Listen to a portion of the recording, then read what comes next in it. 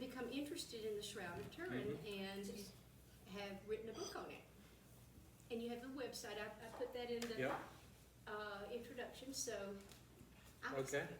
Fantastic. Yeah, so thank you. And always interested in talking about this, and it's always a lot of fun. So my book is right now with the publisher, and hopefully, it takes forever, but hopefully it'll be ready in about January, February, even though I hope it's actually before then. But also, if it came out around Easter, that wouldn't be so bad either. Yeah. So I don't know. We'll see. So the book is called The Only Witness, a History of the Shroud of Turin, and I'll pass these around. Okay. So a history because it's a historical fiction as opposed to the history, which nobody really knows. Okay, so, and I'm thinking about maybe instead of putting the history, is like cross it off and then put the A above it so people That's good. get that. Because otherwise people would say, oh, a history, then it must be the history. And it's definitely not. There are definitely errors in it. Well, who knows what's right? Nobody knows. It's 2,000 years, more or less, right? So I'll pass these around. And then my website is guypowell.com. And it sounds like you sent that around. So please sign up for my email and podcasts. And yesterday, as a matter of fact, I was at our church, and a friend of mine, who's also a Shroudie, what he did, which is just phenomenal, he took the image that we're going to look at in a minute, and it's kind of a 3D image, except obviously it's flat, but there's 3D information in it, and he made a full-sized sculpture of Jesus after the I guess after the death, before the resurrection, so to speak, or during. Depends on how you want to define that. And so, and it's phenomenal. It's just incredible how cool it is. So if you sign up for for my website and my podcasts, then that's going to be on there in a couple weeks, and you'll see exactly what it looks like, and then we go through a lot of stuff. So the shroud is obviously, well, I guess maybe not so obvious. It has allegedly been around for 2,000 years. There's a lot of controversy as to whether it's real or not, authentic or not. And it had been in recently, and even now, but in Turin, Italy, for at least the last, I guess since about 1550 or so 500 or 600 years. And what's interesting is if I were going to take a picture of the shroud today, I would take a picture like this, and I'd hit the button right, and it would come out in nice color and everything like that. And this guy, though, before there were iPhones, there used to be negatives. Right. And so this guy, Secondo Pia, he was an Italian lawyer, and he actually took a picture of the shroud. He was given permission, and he was an amateur photographer. And he took that picture right there, and it's relatively grainy. It's not bad. And when you go off and develop film, you always get the negative first, and then you make the positives. So he saw that, and so Karen and I this Sunday were at this presentation, and this father was giving it, and it's probably not true, but here he is, Secondo Pia, and when he sees it, he says, "Oh my God!" and so the father says, "Well, that's probably the best time to say that." So. And this is the negative, and we're going to see the negative in a minute. And the reason why the negative is so interesting is because the positive is very hard to see. It's very hard, unless you really get it contrast enhanced and everything, it's really, really hard to see. So that's the negative, and then this is the camera, this big box here. So he had to set that up. And I don't know if he had a flash, one of those exploding, those old, gunpowder flashes, or whether he just took it with a long exposure. But anyway, let me send that around. Do you know what year he took the picture? 1898. So one of the, really early, just generally in terms of photography.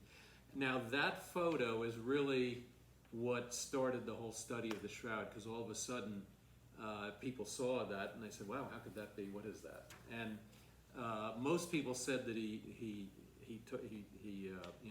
was a fake, and then after a while, then people said, "Oh no, we can take the same kind of thing and redo it," and then there it is, and so it really started the whole history of everything. And then it wasn't really until 1978 when this group of American scientists called STIRP, the Shroud of Turin Research Project, STIRP, went over with, I don't know, 35 people, and they did 120 hours of, tests and whatever on it. Not all non-destructive tests, because you don't want to obviously destroy it or do anything that might, affect the image.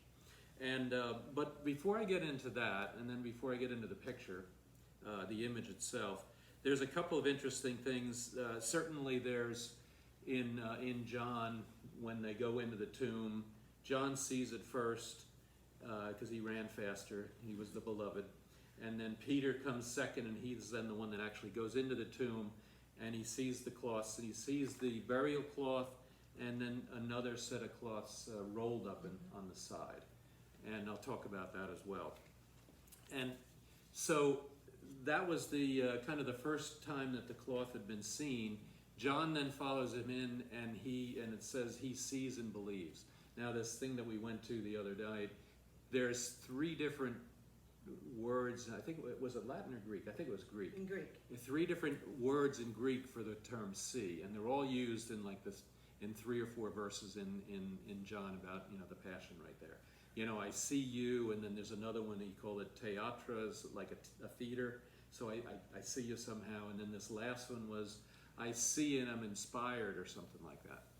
And so when he says I see and believe, that see is I see and I'm inspired, and then believe. And so that was potentially where they actually saw the cloth, and then he saw the image on it, and then he said I see and believe. Because obviously they had to roll the stone away, and then and supposedly no one was in there. No one was able to to take the body or steal the body or whatever. And of course, then the Romans and the Hebrews and the Jews at the time, they were more or less saying that somebody stole the body. How could the body be gone? And then nowadays, even there's a whole bunch of different, I would call them anti-shroudists, that say, well, no, the body was still alive, and they went and stole them, or they went and got them, out of the tomb and whatever. So anyway, he saw and believed. Now, a couple of things. So I've been doing these podcasts and on it, and with different people. And one of the guys I just talked with was this guy Larry Stawley, and he is an expert on reading biblical era Greek and Hebrew. And so he's looking for clues and references to the shroud in the New Testament, but after the Gospels. So the Gospels, go up to the resurrection more or less, and then there's Acts and whatever, and then it goes forward. And there's really only one in the New Testament other than that, and it's questionable. And it's Galatians 3:1 from Paul. You foolish Galatians, who has bewitched you? It was before your eyes that Jesus Christ was publicly exhibited as crucified. And so then where he's going with that is he's saying, well, you have seen the cloth, the image on the cloth, and oh, you fools for not seeing that. Now, of course, 2,000 years later, it's a little different when we hear that. But back then, when maybe there were rumors of the resurrection, and how did this guy leave the tomb? And people saw the body was stolen, or he was still alive, or whatever. And so, here now, Paul is showing potentially, based on this one verse here, he's basically saying that no, there was a cloth that then proved the resurrection with the image on it. Now, one of the things that was going on as well is, we don't realize, we think the politics of today are contentious. Well, back then it was, contentious except you die. So the Romans will kill you, or the Jews will kill you. And so one of the challenges was that the Jews, then they were most likely wanting to steal that and destroy it, or the Romans were wanting to steal it and destroy it. So there was this thing called the discipline of the secret, and that discipline was more or less to keep the shroud safe by keeping it secret and only showing it to certain people. And so that's why there's really very few references to the shroud in the New Testament, although maybe there's a couple other ones. That's probably the most obvious one, but there's certainly maybe a couple other minor ones that you could say, okay. And this guy, Larry Stawley, then is looking at that. And then he's also looked at a handful of other apocryphal books. Like there's the Gospel of the Hebrews, not Hebrews, the Gospel of the Hebrews, and there's a handful of mentions in that where it specifically talks about a cloth and an image and the blood in the water and things like that, which you could interpret potentially as meaning then the shroud. Guy, can we ask questions? Yeah, absolutely, yes. So for the shroud, in the Bible it talks about after Jesus died, Nicodemus and Joseph of Joseph of Arimathea. Arimathea took his body, anointed it, and wrapped it. Yeah. So is the wrapping that they did something they did first, and then you put this overall sheath or the shroud from that? Because to me, always the wrapping was more like, mummy type Yeah, wrapping. yeah. So Yeah. did you look at the history of how bodies were processed after they died? Was the use of a shroud normal? Like, did you just only do the wrapping, or did you just bury people? Yeah, absolutely. What So, was there's Jewish burial customs, number one, and Sorry for the clock. oh. It's beautiful. Does anybody really know what time it is? Yeah, but if you count. Sorry about that. No, that's all right. Yeah, let me just wait then. Yeah, it's just easier. Thank you. All right, very good. Yeah, so there are Jewish burial customs, and typically the body would be washed and then prepared with different, whatever it is, scents and what do you call it when you deep putrefaction, I think it's called, agents, so that your body would Preserved. decay, but it wouldn't wouldn't be a mess or whatever. I don't know. But anyway, various things. Those are called aloes, and then the aloes and myrrhs you probably heard. Now, aloe is not the aloe that we have today. The aloe is something different. It's a white powder, and some people call it storax or whatever. There's different names for it. And so yes, the body is then prepared. Now, there are other issues with Jewish ritual customs for someone that has a lot of injuries and or is maybe a criminal and or is right before Passover. So there's a whole bunch of things going on at the same time. Which was about the time with So Jesus. basically, Jesus was put on the cross, believed around 9 o'clock in the morning. He died roughly at 3 o'clock in the afternoon, and it is finished. And so he dies about 3 o'clock. Joseph of Arimathea goes to Pontius Pilate to say, I want to take the body. Normally the bodies, if they were there, they would just be, they'd take the cross, they'd let it fall over, and then they'd, take the nails out of the hands and the feet, and they'd just throw the body on a pile and let the jackals and the birds eat them. That was the typical way. Now, this was obviously a Jew, and his family was there, and some of the women were there. There were like 3 Marys maybe, and then Joseph of Arimathea and Nicodemus. So they're all there, and so they want to claim the body, so they want to leave him up there. And so Joseph of Arimathea goes to Pontius Pilate, gets permission to take the body down. He takes the body down about an hour later. The body is still up there, until about 4 o'clock. And they notice that his face is now starting to bleed out of his mouth and out of his nose, and his head is bent down like this. And of course he's just covered in blood and scars, and we'll see that in a minute. And so they put a face cloth around him to capture the blood. And I won't go into that in detail, but there's a whole lot of really good stuff on just that one piece, the face cloth. And so they put a face cloth on him to capture the blood. And there's so much blood, they've got to fold it over twice because there's just so much blood coming out. And so then at some point they take him down from the body, they transport him over to the tomb.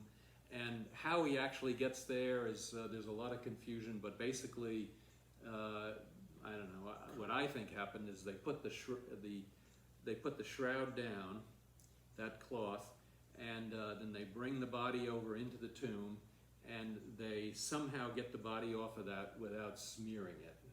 And I don't know how you do it, but without, there is blood everywhere. I mean, how he even lived for those 6 hours is kind of hard to believe. But there is blood everywhere. And what's interesting is there's no smears on the shroud, and or no smears that don't have an explanation to it. So anyway, so here you have then the body. Then they put the cloth, so it's basically from the feet goes up to the head, and then they have a piece that the piece just keeps on going, and it's a 14-foot long piece that then it goes on the bottom side all the way around the top side. Okay, and then what they did is they. Who's prepared for a death like that? So they didn't have a way to now wrap the body, so to speak. So the skin now is in the body, is open. He has no clothes on, and they put this shroud on. And normally, what they would do is they would wrap the body by tying a big long strip around, and then wrap it around his feet, and then all the way up around his head and stuff like that. So they didn't have one of those. So they cut an edge off the side, a 2.5-inch thick strip, so 14-foot long, 2.5 inches, and then so they wrap the body, and then so it looks like kind of what you'd see as a mummy almost, where the shroud now is really close to the skin and everything like that. And that's with circumstantial evidence, that's pretty well proven that's what's happened. Well, did they clean the body first? No. Well, they yes. didn't have time. Well, and that's exactly right. So here you are. They put the face cloth on at 4 o'clock. They take him down at 5 o'clock, and they have to be back home by 6 o'clock because it's Passover. So they only have an hour or less to do all kinds of stuff. So there's an argumentation as to whether they cleaned it or not. Most people think they didn't clean it, and we'll see that on there. And there's a couple of things that are pretty obvious as to why. One of them is he has dust on his nose that's still there. He has dust on his knees and scars on his knees, or cuts on his knees, and then he has dust on his feet. So they clearly didn't clean those 3 areas. They didn't clean the blood on the side. They didn't clean the blood on the wrists, and they didn't clean the blood on the feet. And then you'll see there's all kinds of blood everywhere. And so most likely, I can't imagine somebody saying, yes, they cleaned it, and then he kept bleeding. Could be. But why didn't they clean the nose and get the dust off? And they would have had to have all that water there to wash him. Well, that too. Oh, That too. no, that's- And what's also important, so that face cloth, which has blood on it, has to then be kept with the body. That's Jewish burial custom. And so if they had washed them, then those rags would have also been kept somewhere in the tomb. It's possible. I mean, I think it's in John. He says, and off to the side were rags and folded up. And so then this one face cloth was probably folded up or rolled up, depending upon which gospel. And but it doesn't talk about any other ones. And so in any case, most likely they didn't wash them. But I think what was going on is they did get a chance to prepare the body with the aloes. So Nicodemus supposedly brought 75 pounds of aloes. I mean, that's a huge bag. You get a bag of rice. That's a lot. And so they were sprinkling that on him probably to for scent reasons and anti-putrefaction reasons and whatever. But that's why the women came And on that's Sunday morning, was to do what they couldn't be done Friday afternoon. exactly. So I don't see my water. I had a water bottle somewhere. Yeah, I put it over here. Oh, okay, thank you. Oh, thanks. And so anyway, so then they put all the aloes and myrrhs on there and what have you, and then on Sunday morning, the women come back, and they are also now carrying aloes and myrrhs too. Then probably to clean the body. Thank you very much. To clean the body and then to put more scents and anti-putrefaction or whatever it is. So they would have unwrapped him if they were going to do this They would have unwrapped him, yes. to finish. Yeah. So that's now they obviously show up. The stone has been rolled away. At some point there's angels around, and the body is gone. What have you done with my master, right? And so the body is gone, and then now then they go running back to Peter and John, the beloved, and they come running back, and John is faster than Peter, so John gets there first, and he looks in and he sees that the body is gone, and then Peter goes in all the way, ducks down, and actually the way the verse is written, you know, they talk about, and he ducks down to go into the tomb, and he looks into the tomb, and then John comes in after him and says, I see and believe. So that's kind of the whole story right there. Now there's a couple of things. I do have some show and tell. I can't imagine how painful it must have been. But that is technically incorrect, but that is the thorns that were most likely used on the crown of thorns. Now that is a crown of thorns. More likely it was a cap of thorns, because there's blood on the top of the head as opposed to just around the edges. So the crown of thorns is not technically correct. It should be called a cap of thorns. And you can see those thorns are like 2 inches long, and that thing is that's just why there was rammed. so much blood, because they jammed this into him, and he was just bleeding from his head. Well, yeah, exactly. So you will see we'll see those blood stains on the shroud. Then this is the whip, and there's some controversy as to exactly what it was like. But these balls at the end were then what would hit into his skin, and then it would break open the skin. And now it was interesting too with this thing we went to the other night. When do you think the Passion started? What do you mean by the dying? Well, Passion that's kind of the question that you have to. Well, I'll give you an when answer that when there's. he was whipped, they were already starting to take some life out of him, because Yeah.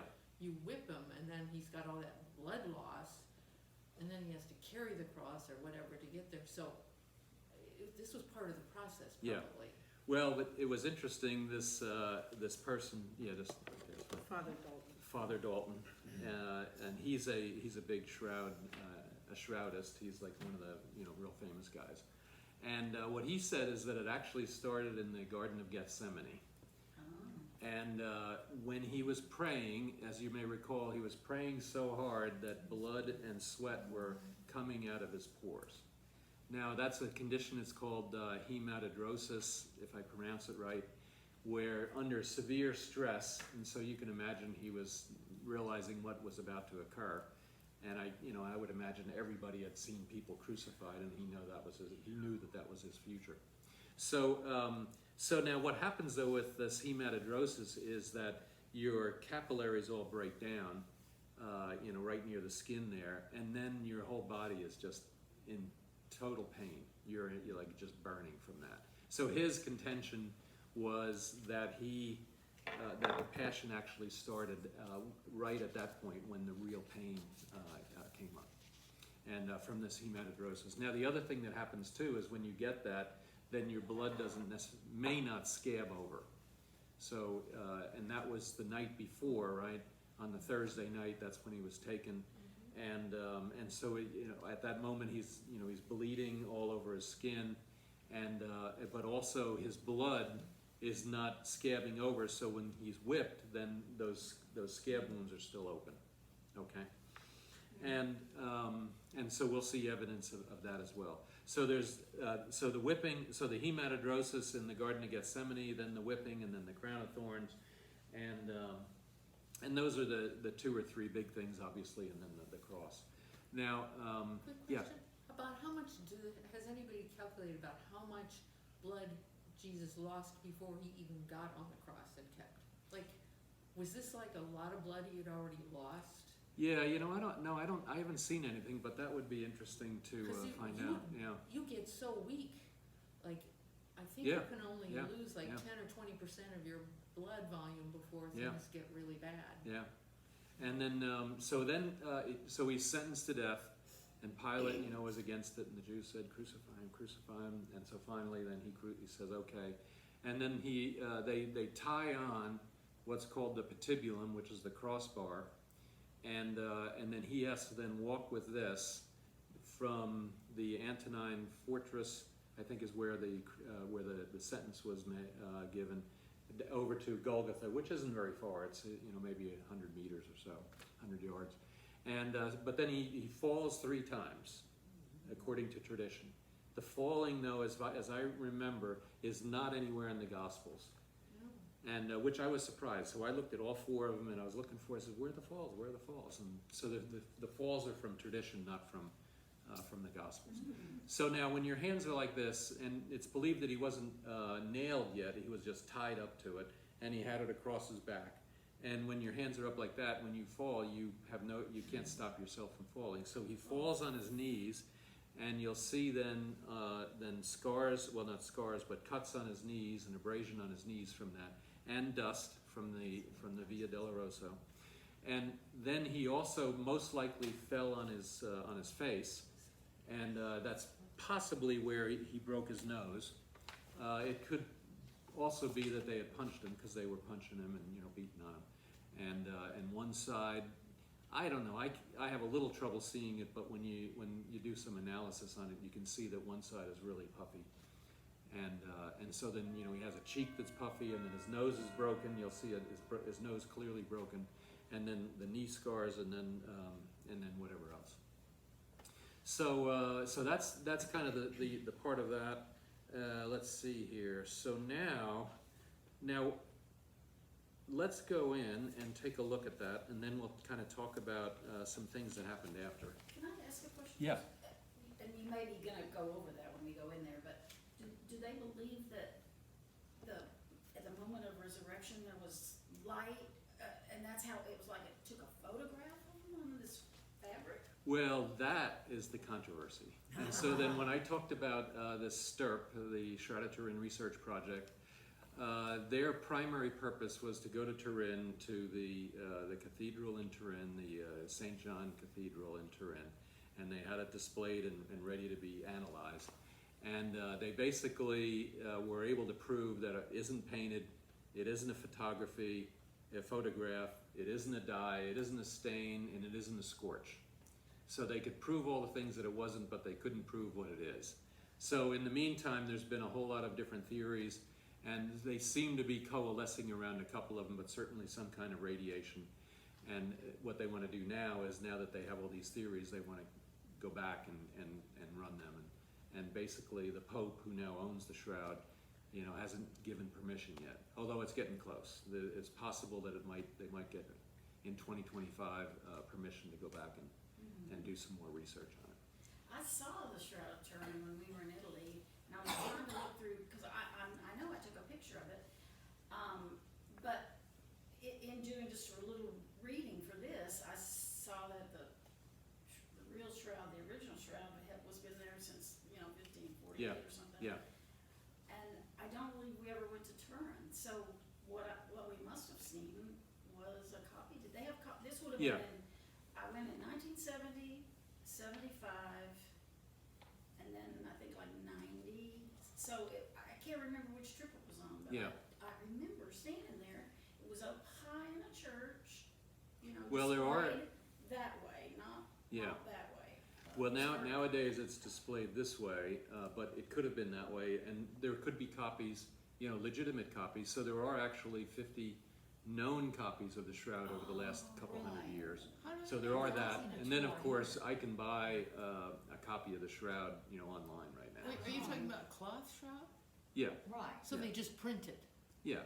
So they took a picture and then they printed it.